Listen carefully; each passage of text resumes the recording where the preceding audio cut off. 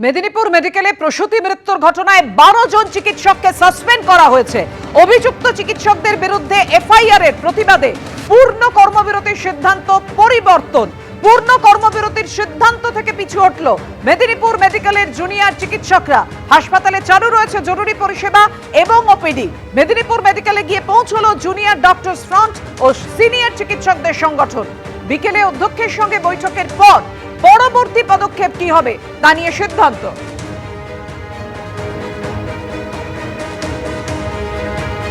আপনারা গতকাল জানেন মুখ্যমন্ত্রী ঘোষণা করেছিলেন যে মেদিনীপুর মেডিকেল কলেজে প্রসূতি মৃত্যুর ঘটনার দায় হচ্ছে চিকিৎসকদের। একেবারে গাফিলতির দায় দিয়েছিলেন তিনি চিকিৎসকদের ঘাড়ে। জুনিয়র চিকিৎসক নার্স সহ 12 জন চিকিৎসককে সাসপেন্ড করা হয়। একবারে নবান্নে দাঁড়িয়ে মুখ্যমন্ত্রী মমতা বন্দ্যোপাধ্যায় ঘোষণা করেন এবং তারপরে 12 জন চিকিৎসক সহ অনেকের বিরুদ্ধে এফআইআরও হয় এবং সিআইডি তদন্ত করবে মুখ্যমন্ত্রী তখনই জানিয়ে দেন। যার ফলে তখনই জুনিয়র চিকিৎসকরা তারা সিদ্ধান্ত নেন যে মেদিনীপুর মেডিকেল কলেজে তারা কর্মবিরতির সিদ্ধান্ত নেন। কিন্তু সেই পূর্ণ কর্মবিরতির সিদ্ধান্ত থেকে পিছু হটল মেদিনীপুর মেডিকেলের জুনিয়র চিকিৎসকরা। এই মুহূর্তে যে সিদ্ধান্ত হয়েছে যে মেদিনীপুর মেডিকেলে গিয়ে যখন জুনিয়র ডক্টরস ফ্রন্ট ও সিনিয়র চিকিৎসক সংগঠন তারা পৌঁছবে এবং বিকেলে অধ্যক্ষের সঙ্গে বৈঠক হবে, তারপর তারা পরবর্তী পদক্ষেপ জানাবেন।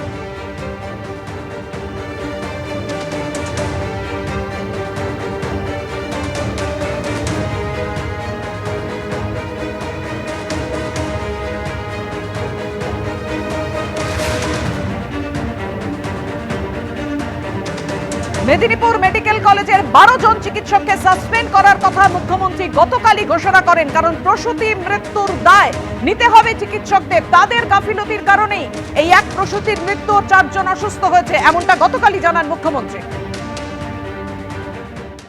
দেখুন, যা হলো পশ্চিমবঙ্গের বুকে এটা একদম আনপ্রেসিডেন্টেড। একসঙ্গে 6 জন সিনিয়র ডাক্তার, 6 জন জুনিয়র ডাক্তার, যাদের মধ্যে একজন ইন্টার্ন আছে, তারা একসাথে সাসপেন্ডেড হয়ে যাবে, এটা পশ্চিমবঙ্গের বুকে কোথাও কোনোদিন হয়েছে বলে আমাদের মনে হয় না। এবং যে কাণ্ড চলছে, এই সেলাইন কাণ্ড, এবং এটা তো আজ থেকে নয়, এটা প্রায় 2015 সাল থেকে আপনারা জানেন সেই সেলাইন নিয়ে আমার কিছু চিকিৎসক অভিযোগ করেছিলেন, তারপর থেকে চলছে। তার থেকে নজর ঘোরানোর জন্য এবং মানে একদম স্বাস্থ্য দপ্তরের ব্যর্থতার দায় অন্য ডাক্তারদের ঘাড়ে চাপিয়ে দেওয়ার জন্য এই পরিকল্পনা বলে আমাদের মনে হচ্ছে।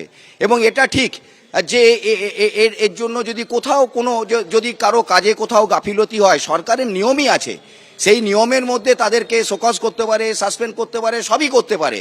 কিন্তু ঘটনাক্রম আমাদের বলছে যে একদম প্রশাসন এই মৃত্যুর দায় মানে তাদেরকে নিতে হবে। তার কারণ তারা যদি প্রথম থেকে এটাতে সতর্ক হতো, স্বাস্থ্য একটা সংবেদনশীল বিষয়, তারা যদি যুদ্ধকালীন তৎপরতায় তারা যদি এটাতে হস্তক্ষেপ করতো, তাহলে এই মায়েরা বেঘরে তারা প্রাণ হারাতো না। অর্থাৎ চিকিৎসক মানুষ গুণটা সহ চিকিৎসকদের একাংশ তারা কাঠগড়ায় দাঁড় করাচ্ছেন রাজ্যের স্বাস্থ্য দপ্তরকে, স্বাস্থ্যমন্ত্রীকে। তারা বলছেন এর দায় রাজ্যকেই নিতে হবে, কারণ জেলায় জেলায় হাসপাতালগুলোর যে অবস্থা তার দায় রাজ্য সরকারের। মেদিনীপুর মেডিকেলে প্রসূতি মৃত্যুর ঘটনায় 12 জন চিকিৎসককে সাসপেন্ড করে আসলে এই ব্যর্থতার দায় রাজ্য সরকার চিকিৎসকদের ঘাড়ে ঠেললেন, এমনটাই মনে করছেন চিকিৎসকদের একাংশ। আপনারা জানেন অভিযুক্ত চিকিৎসকদের বিরুদ্ধে এফআইআরও করা হয়। তার প্রতিবাদে আজকে পূর্ণ কর্মবিরতির সিদ্ধান্ত নেয় মেদিনীপুর মেডিকেলের জুনিয়র চিকিৎসকরা। যদিও সেই সিদ্ধান্ত থেকে তারা পিছু হটেছেন, অধ্যক্ষের সঙ্গে বিকেলে বৈঠকের পর তারা তাদের পরবর্তী পদক্ষেপ জানাবেন।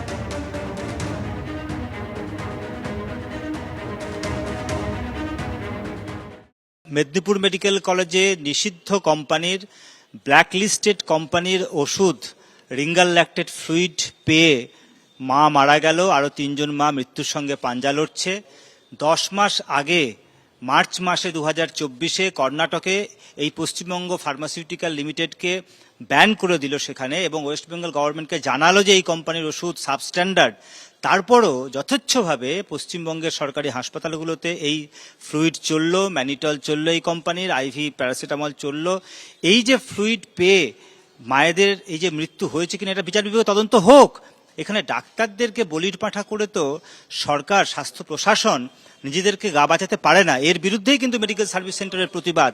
যে আর কত মায়ের মৃত্যু হলে, আর কত মেয়ের মৃত্যু হলে, অভয়ের মৃত্যু হয়েছে, মামনির মৃত্যু হয়েছে, আর কত মৃত্যু হলে তবে তাদের বিবেক জাগ্রত হবে। আর ডাক্তারদেরকে বলির পাঁঠা করে কেউ বাঁচতে পারবে না। সরকারের এই ভুল পদক্ষেপের জন্য আগামী দিনে আরো অনেক মামনি হতে চলেছে, সেটাকে আটকাতে হবে। 9 তারিখে মারা যাওয়ার পর 10 এবং 11 তারিখেও একই সেই ফ্লুইড চলেছে, তারপর সরকার টনক নড়ে তারপর তারা বিজ্ঞপ্তি জারি করেছে। এ তো অন্যায়, বিরাট অন্যায়, কনস্পিরেসি। মেদিনীপুর মেডিকেল কলেজের আজকের স্বাস্থ্য পরিষেবার ছবিটা কি, রোগীর পরিবারের আত্মীয়রা তারা কি বলছেন? রাজবাবু, আপনারা ডাক্তার দেখাতে পেরেছেন? অনেকেই পাচ্ছেন, অনেকে পাচ্ছেন না। আপনি কি পেরেছেন? আমি গতকাল আমার পেশেন্টকে ভর্তি করেছি। ডাক্তার দেখাতে পেরেছে? হ্যাঁ হ্যাঁ হ্যাঁ। কোনো অসুবিধা হয়েছে? না না না।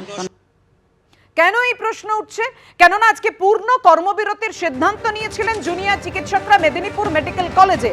কারণ গতকালই অভিযুক্ত চিকিৎসকদের বিরুদ্ধে এফআইআর হয় এবং প্রসূতি মৃত্যুর ঘটনায় 12 জন চিকিৎসককে সাসপেন্ড করা হয় তার প্রতিবাদে। যদিও সেই পূর্ণ কর্মবিরতির সিদ্ধান্ত থেকে পিছু হটেছে মেদিনীপুর মেডিকেলের জুনিয়র চিকিৎসকরা।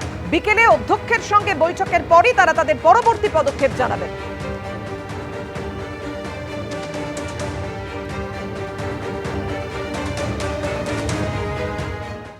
এইভাবে কোনো চিকিৎসকের বিরুদ্ধে তদন্ত করা যায় না, যেটা সম্পূর্ণভাবেই চিকিৎসকদের বিষয়। ধরুন একজন এসআই তদন্ত করছেন, যিনি রাইটার লিখেছিলেন, যিনি তদন্ত করছেন তিনি হচ্ছেন এমকম পাস, আর যার বিরুদ্ধে তদন্ত করছেন তিনি একজন গ্র্যাজুয়েট ডক্টর বা একজন পোস্ট গ্র্যাজুয়েট ডক্টর।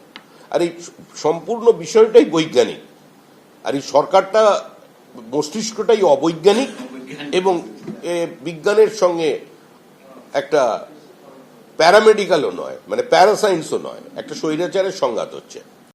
নিষিদ্ধ স্যালাইন কেন ব্যবহার করা হলো? ব্ল্যাকলিস্টেড কোম্পানির স্যালাইন ব্ল্যাকলিস্টেড করেছে এটা জানার পরেও কেন ব্যবহার করা হলো? কেন সেই স্যালাইন আমাদের রাজ্য সরকার নিল জেনেও নিষিদ্ধ?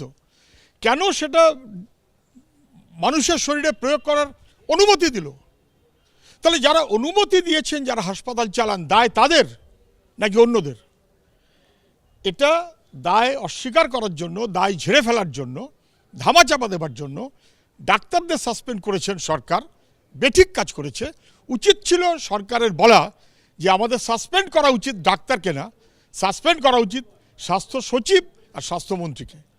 আমি ডিমান্ড করছি যে স্বাস্থ্যমন্ত্রী এবং স্বাস্থ্য সচিবকে অ্যাকশন নিক সরকার। তার পরিবর্তে আরজি করার কথা ভেবে ভয়ে ভয়ে ডাক্তারদের সাসপেন্ড করার যে মনোভাব, ডাক্তারদের বিপদে ফেলার যে মনোভাব সরকার নিচ্ছে, এটা কখনো মেনে নেওয়া যায় না। কথা বলবো আমাদের সঙ্গে আমাদের প্রতিনিধি উজ্জ্বল মুখোপাধ্যায় রয়েছেন সরাসরি মেদিনীপুর মেডিকেল কলেজ থেকে। এই মুহূর্তে মেদিনীপুর মেডিকেল কলেজের স্বাস্থ্য পরিষেবা এবং জুনিয়র চিকিৎসকদের অবস্থান জানা উজ্জ্বল। একদম তাই। দেখো, প্রথম হচ্ছে স্বাস্থ্য পরিষেবা, সেটা কিন্তু এখনো পর্যন্ত বহাল রয়েছে।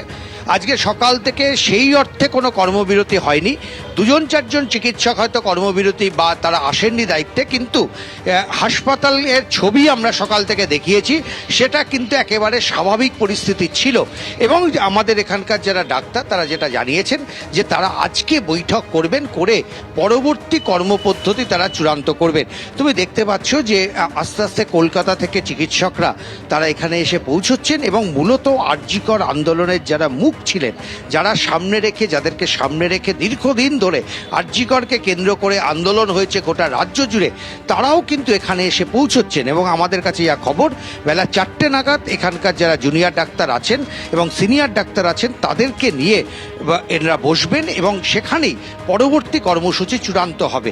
আপনারা মূলত কোন পথে হাঁটতে চাইছেন? দেখুন, আমরা মূলত কোন পথে হাঁটতে চাইছি এটা নিয়ে তো আপনি নিজেই বললেন যে বিকেল 4টের সময় আমাদের একটি মিটিং হবে এবং তারপরে আমরা সিদ্ধান্ত জানাবো। এবং আপনি যেটা বললেন যে সকাল থেকেই চিত্র দেখানো হয়েছে, বিভিন্ন রকমের হাসপাতালের খণ্ডচিত্র, যা দেখা গেছে যে সমস্ত রকমের কাজ বহাল আছে। অর্থাৎ রোগী পরিষেবা, রোগী স্বাস্থ্যের কথা ভেবে আমরা কিন্তু এখন অবধি পূর্ণ কর্মবিরতিতে যাইনি।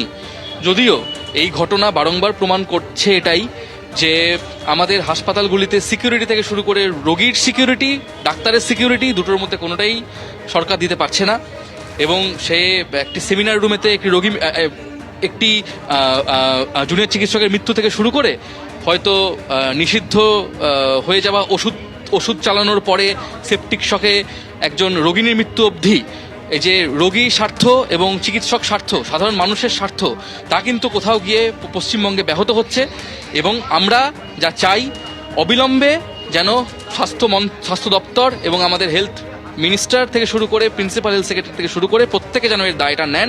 এই দায়টাকে বাইপাস করে জুনিয়র চিকিৎসকদের উপর যেটা চাপিয়ে দেওয়া হচ্ছে বা সিনিয়র চিকিৎসকদের উপর যা চাপিয়ে দেওয়া হচ্ছে, তা যেন অচিরেই বন্ধ হয়। আজকে আপনারা বলেছিলেন 8টা থেকে কর্মবিরতি হবে, কিন্তু আপনিও দেখেছেন বা আমরাও যারা দেখলাম যে কর্মবিরতি সেই অর্থে আপনারা কিন্তু করেননি।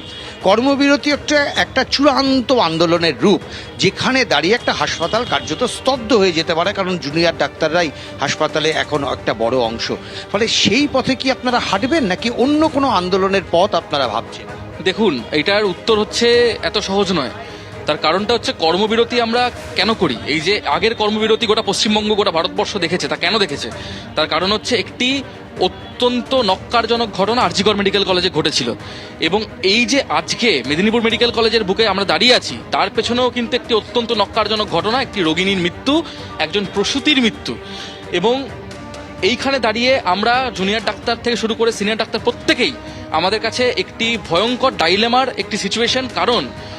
কারণ হচ্ছে এই যে অসাধু ব্যবসায়ীরা যে ওষুধ সাপ্লাই করেছে, যে ওষুধ পশ্চিমবঙ্গের বিভিন্ন গ্রামে গঞ্জ থেকে শুরু করে মেডিকেল কলেজ সর্বস্তরে ছড়িয়ে দেওয়া হয়েছে, সেই ওষুধ চালিয়ে আমরা চিকিৎসা চালালেও তার হয়তো রোগী পরিষেবা ব্যাহত হবে।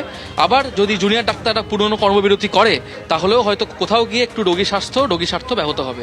আমরা চিকিৎসকরা চিকিৎসা করতে চাই, আমরা চাই না রোগী স্বার্থ রোগীর যে পরিষেবা তা ব্যাহত হোক। এইখানে দাঁড়িয়ে আমাদের কাছে এখন যে যুদ্ধ, তা যুদ্ধ হচ্ছে বিস্তৃত যুদ্ধ, এবং এই যুদ্ধ ডাইলেমার সাথে যুদ্ধ। যে যুদ্ধই হোক না কেন, সেক্ষেত্রে রোগী পরিষেবা যে কিছুটা হলেও বিঘ্নিত হবে, এতে কোনো সন্দেহ নেই। এই স্যালাইন চালালেও যেমন রোগীরা বিপদে পড়বেন, ঠিক একইভাবে আপনারাও যদি কর্মবিরতি করেন, তাহলেও কিন্তু সেই রোগী পরিবারগুলোই বিপদে পড়বে, এতে তো সন্দেহ নেই। এই দ্বিতীয় পয়েন্টটাতে হচ্ছে সরকার বলছে নাকি তারা বিপদে পড়বে না। কারণ এই সরকার যখন আমরা প্রথম সিজওয়ার্ক করেছিলাম, তখন বলেছিল জুনিয়র ডাক্তারদের কর্মবিরতির জন্য মানুষ মারা যাচ্ছে, এবং এই মুহূর্তে দাঁড়িয়ে বলছে জুনিয়র ডাক্তারদের জন্য নাকি মানুষ মারা যাচ্ছে। কাজেই এই প্রশ্নটা আমার সরকারকে রইল যে আদৌ কি আমাদের উপস্থিতিতে কর্মবিরতিতে কি রোগী পরিষেবা ব্যাহত হবে নাকি হবে না। এটা জুনিয়র ডাক্তাররা কি কাজ করে, কতটা কাজ করে, একজন ইন্টার্ন থেকে সিনিয়র রেসিডেন্ট অব্দি কি পরিমাণ ওয়ার্কলোড নেয়, তার রোগীরা হয়তো জানেন, সাধারণ মানুষ হয়তো জানেন, কিন্তু সরকার জানেন কিনা আমার এখনো সন্দেহ। কাছে আমার শেষ প্রশ্ন সেটা হচ্ছে যে এটা ঘটনা যে যিনি এখানকার দায়িত্বে ছিলেন সিনিয়র ডাক্তার, এবং গতকালও সরকার পক্ষ থেকে জানানো হয়েছে যে সেই ডাক্তারবাবু তিনি হাসপাতালে না থেকে সেই সময় অন্য একটা নার্সিংহোমে তিনি ব্যস্ত ছিলেন অপারেশনে, এবং পাওয়া গেছে, এবং সেও সাসপেন্ডের তালিকায় আছে। তা আপনারা যে 12 জনের তালিকা বলছেন, যে ডাক্তার নিজের হাসপাতাল ছেড়ে নার্সিংহোমে ট্রিটমেন্টে যাচ্ছেন, তাকেও কি আপনি 12 জনের মধ্যে অপরাধী বলে মনে করবেন না? অপরাধী বলে মনে করার আমি কেউ নই, আমি বিচারক নই। আর প্রথম কথা এইটি। দ্বিতীয় কথা হচ্ছে তিনি বোধহয় স্টেটমেন্ট দিয়েছেন, তিনি বোধহয় দেখিয়েছেন তিনি কোন সময় থেকে কোন সময় অপারেশন করেছেন বাইরে, এবং কোন সময় থেকে কোন সময় এখানে ডিউটি করেছেন, তিনি বোধহয় এটা দেখিয়েছেন, যতদূর আমি পেপারে নিউজ পড়লাম। তার থেকে বড় কথা, আমার একটি প্রশ্ন রয়েছে, যা তদন্ত চলছে। নবান্ন থেকে একটি মিটিংয়ে আমরা দেখেছি 12 জনের নামের লিস্ট বলা হয়েছে তাদের এগেনস্টে সিআইডি তদন্ত করা হবে, তাদের এগেনস্ট নাকি এফআইআর করা হয়েছে, যদিও আমরা সাসপেনশনে কোনো অর্ডার বা এফআইআর কোনো কপি এখন অব্দি আমরা দেখতে পাচ্ছি না। তো তবু যা হয়েছে তা ঘৃণ্য, এভাবে সবাইকে এভাবে দায়ী করে দেওয়া যায় না, 1 নম্বর। আর 2 নম্বর কথা হচ্ছে যেটা, যে ওষুধ কোম্পানির টেন্ডার বাতিল হয়ে গিয়েছিল, যে ওষুধ কোম্পানি জাল ওষুধ সরবরাহ করেছে, যে ওষুধ কোম্পানি ভারতবর্ষের বিভিন্ন রাজ্যে অলরেডি ব্যান্ড, সেই ওষুধ কোম্পানির এগেনস্টে ভুরি অভিযোগ জমা পড়া সত্ত্বেও, সেই ওষুধ কোম্পানিকে ব্যান করে দেওয়ার সত্ত্বেও এই যে প্রসূতি মৃত্যু ঘটলো, তার জন্য কি স্বাস্থ্যমন্ত্রী থেকে শুরু করে স্বাস্থ্য দপ্তরের প্রত্যেকে তারা কি সাইন করে বেরিয়ে যাচ্ছিলেন? তারা কি নিজের কাজ ঠিক করে করেননি? এই প্রশ্নটা আমার তাদের প্রতি। তাদের এগেনস্টে কি কোনো ডিপার্টমেন্টাল প্রসিডিং, তাদের এগেনস্টে কি তাদের এগেনস্টে কি কোনো সিআইডি তদন্ত, তাদের এগেনস্টে এফআইআর করতে হলে কোথায় এফআইআর করতে হবে, তা জানা হেলথ মিনিস্ট্রি প্রশ্ন তুলছেন জুনিয়র চিকিৎসকরা যে পশ্চিমবঙ্গ ফার্মাসিউটিক্যাল যেটা ব্যান করে দেওয়া হয়েছিল, নিষিদ্ধ করে দেওয়া হয়েছিল, উৎপাদন বন্ধের নোটিশ দেওয়া হয়েছিল, তাকে কাঠগড়ায়, সেই কোম্পানিকে কাঠগড়ায় দাঁড় না করিয়ে কেন চিকিৎসকদের কাঠগড়ায় দাঁড় করানো হলো? কেন তাদের গাফিলতিকে দুষলেন রাজ্য সরকার, রাজ্য প্রশাসন? ধন্যবাদ তোমায় এই মুহূর্তে উজ্জ্বল।